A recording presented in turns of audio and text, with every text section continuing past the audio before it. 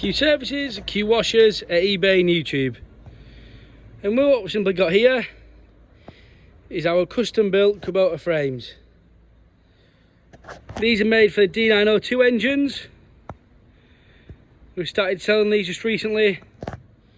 3-cylinder, coupled up with either an interpump, 200 bar 30 litres or 25-25 with Amazonia boilers on there.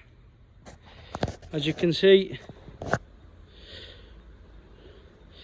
holes there for pressure reduction valves, outlet valve there,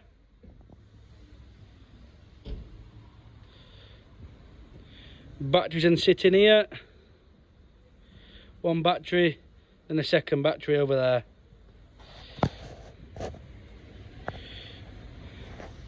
Thank you very much. Q services, Q washers at eBay and YouTube.